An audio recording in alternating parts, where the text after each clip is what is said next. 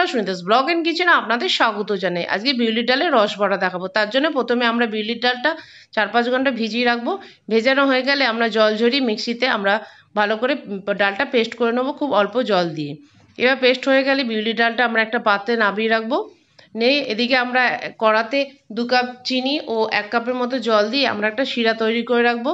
এদিকে বিউলি ডালে অল্প সামান্য খাবার সোডা দিয়ে ভালো করে ফেটিয়ে নেব। একটি পাত্রে জল নিয়ে এভাবে দিয়ে বড়াটি যদি ভাসে তাহলে বোঝা যাবে যে ফ্যাটানো হয়ে গেছে। এবার আমরা সাদা তেলে ভালো করে দুপি বড়ার আকারে বিউলি ডাল থেকে দেব, দিয়ে বড়ার আকারে দিয়ে ভালো করে আমরা ডুবো তেলে 2 পিঠ লাল করে ভেজে নেব। 2 পিঠ লাল করে ভাজা হয়ে গেলে বড়াগুলি লাল মতো হয়ে যাবে। এবার আমরা এই বড়াগুলি তুলে রসে চুবিয়ে রাখবো। 4-5 ঘন্টা চুবিয়ে রাখলে বড়া রসগুলো ঢুকে যাবে বড়ার মধ্যে ও আমাদের বড়া রেডি হয়ে যাবে। বন্ধুরা, ভিডিওটি ভালো লাগলে লাইক শেয়ার কমেন্ট করে পাশে থাকবেন। আমাদের বিউলি ডালে বড়া রস বড়া রেডি। ধন্যবাদ বন্ধুরা।